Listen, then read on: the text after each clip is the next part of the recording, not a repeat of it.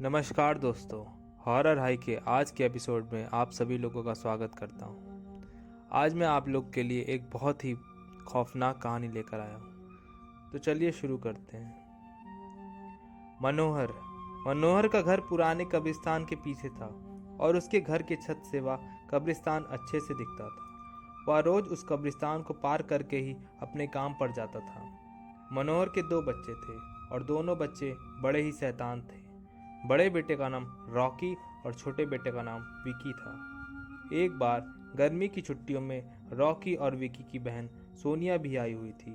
तीनों मिलकर रात के लगभग 12 बजे एक रूम में ट्रूथ और डेयर गेम खेल रहे थे। ट्रूथ और डेयर गेम के बारे में आप लोगों को बता दूं, जिसमें सच बोला जाता है और अगर झूठ पकड़ा जाता है तो कोई डेयर दिया जाता है कि आपको ये काम करना होगा, ये करके दिखाना होगा।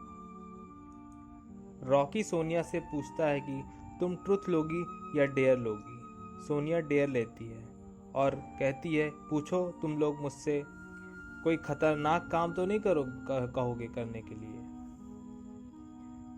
सोनिया पूछती है रॉकी से, तो रॉकी बोलता है, ये हुई ना बात, तो जाओ अब छत पर से घूम करके आओ और छत पर रखे गए गमले में से एक का फूल तोड़कर लाना होगा, तभी हमें पता चलेगा तुम छत पर आई हो। सोनिया कहती है, छत पर से तो कब्रिस्तान दिखता है, नहीं मैं नहीं जाऊंगी। रॉकी और विकी दोनों सोनिया को छत पर जाने के लिए ज़बरदस्ती बोलते हैं। सोनिया छत पर जाती है और जैसे ही गमले में लगे फूल की तरफ बढ़ती है तभी उसकी नज़र कब्रिस्तान की ओर पड़ती है। कब्रिस्तान में एक बड़ा सा सूखा पेड़ होता है। वह देखती है कि उस पेड़ पर एक सर कटी हुई उल्टी लाश लटक रही होती है। सोनिया उसे देखती है और ज़ोर से चिल्लाती हुई बेहोश हो जाती है। फिर जब सोनिया बहुत देर तक छत पर से नहीं लौटती है तो रॉकी और विकी दोनों डर जाते हैं और वह छत पर जाकर देखते हैं तो पाते हैं सोनिया बेहोश पड़ी है। वो तुरंत मनोहर को बुलाते हैं और सारी बात बताते हैं। मनोहर ऊपर आकर इन तीनों को डांटते हैं और बोलते हैं, तुम तीनों को ऐसा खेल खेलने की ज़रूरत क्या थी? और रॉकी, तुम तो जानते हो कब्रिस्तान के बारे में कैसी कैसी खबरें आती रहती हैं, फिर भी तुम सोनिया को रात में छत पर जाने के लिए क्यों भेजे? रॉकी जो था वो बोलता है, सॉरी डैड, मुझसे गलती हो गई, हम आगे ऐसा नहीं करेंगे। और मनोहर बोलते हैं कि फिर कभी दोबारा ऐसा काम किया तो तुम दोनों को उसी कब्रिस्तान में छोड़ जाऊंगा। मनोहर सोनिया से पूछते हैं, अच्छा सोनिया बेटी, ये बताओ तुमने वहाँ ऐसा क्या देख लिया था कि तुम बेहोश हो गई? सोनिया सहमी हुई हालत में मनोहर को सारी बात बताती है कि उसने क्या देखा। मनोहर ने उस कब्रिस्तान के बारे में ऐसी खबरें पहले भी सुनी हुई थी, इसलिए वो सोनिया को डांटता नहीं है और बच्चों को संभल कर रहने की सलाह देता है। एक दिन मनोहर को काम से छुट्टी मिलने में देर हो जाती है और उस दिन उसे ऑटो भी नहीं मिलता है। वह पैदल ही घर की ओर चल पड़ता है। इधर विकी और रॉकी दोनों आपस में बात करते हैं। रॉकी बोलता है, विकी तुम्हें क्या लगता है सोनिया ने जो कहा वो सच है? मुझे तो लगता है वो सिर्फ बातें बना रही है या उसका कोई भ्रम होगा।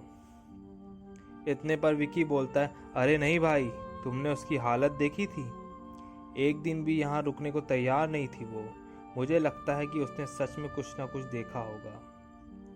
रॉकी बोलता है, चलो हम कब्रिस्तान में जाकर खुद देख लेते हैं। इतने में विकी बोलता है, अरे भाई तुम पागल तो नहीं हो गए हो? मुझे अपनी जान बहुत प्यारी है, मैं कहीं नहीं जाऊंगा और तुम भी मत जाओ। विकी के मना करने के बावजूद रॉकी नहीं मानता है और वह अकेले ही कब्रिस्तान की ओर चल देता है। कब्रिस्तान का दरवाज़ा खोलता है और अंदर चला जाता है। पूरे कब्रिस्तान में एक धुंध सी छाई हुई थी और एक अजीब सी महक आ रही थी और कुछ भी साफ नहीं दिख रहा था।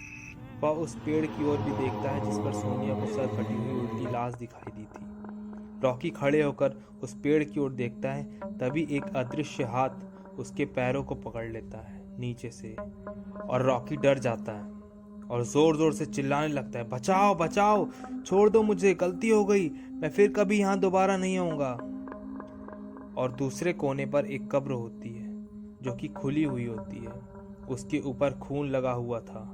वह अदृश्य हाथ रॉकी को खींच कर लाते हैं और उस कब्र में ढकेलने की कोशिश करने लगते हैं। रॉकी चिल्लाता है, छोड़ दो मुझे, छोड़ दो, मुझसे गलती हो गई, अब मैं यहाँ फिर कभी नहीं आऊँगा। मुझे मारो मत, मुझे जाने दो। मनोहर काम से पैदल घर पहुँचने वाला ही था। जैसे ही वह कब्रिस्तान से गुजरता है तो उसे रॉकी की आवाज़ सुनाई देती है। मनोहर कहता है, ये क्या? ये तो रॉकी की आवाज़ लगती है, ये तो कब्रिस्तान से आ रही है, मुझे जाकर देखना पड़ेगा। मनोहर कब्रिस्तान के चारों ओर देखता है, लेकिन रॉकी कहीं नहीं दिखाई देता और वह घर लौटकर आ जाता है और विकी से पूछता है कि रॉकी। विकी बोलता है, पापा, मेरे बार बार मना करने के बावजूद भी रॉकी कब्रिस्तान में चला गया।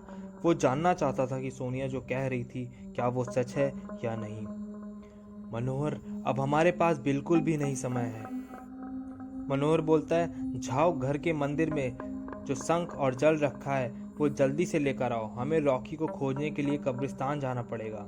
विकी वो जल लेकर आता है। मनोहर और विकी कब्रिस्तान में जाते हैं। मनोहर जल छिड़कता है, फिर उसे किसी की घटी घसीटने का निशान दिखाई देता है और वह समझ जाता है कि कोई न कोई यहाँ पर रॉकी को घसीट कर ले गया है। फिर उस निशान का पीछा करते हुए जब वह कब्र तक पहुँच जाता है, मनोहर कब्र के आसपास वो जल छिड़कता है।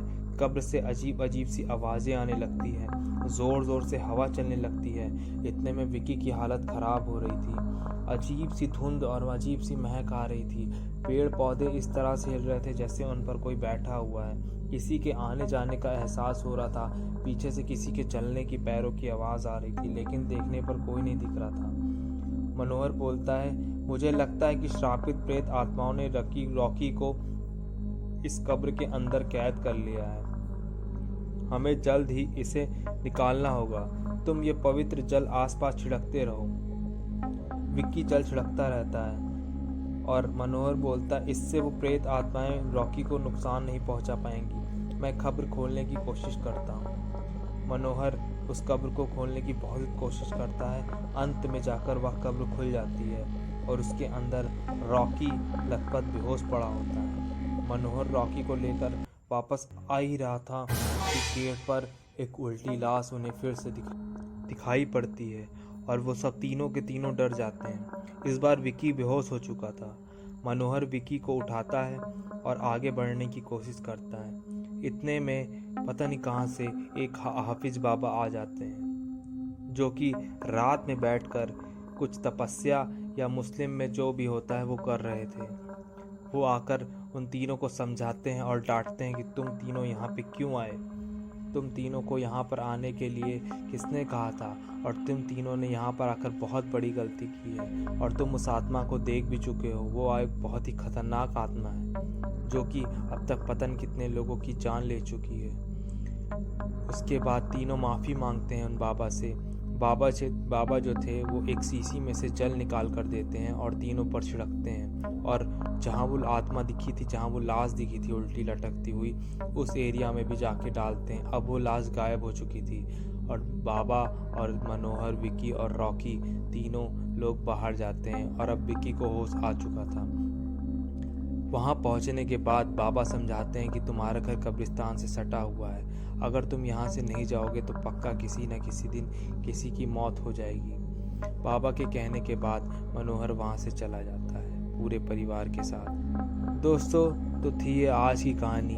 आज की ये कहानी आप लोग को कैसी लगी कमेंट करके ज़रूर बताएं और चैनल को ज़्यादा से ज़्यादा सब्सक्राइब और शेयर ज़रूर करें। आपकी रात्रि शुभ हो। जय श्री राम।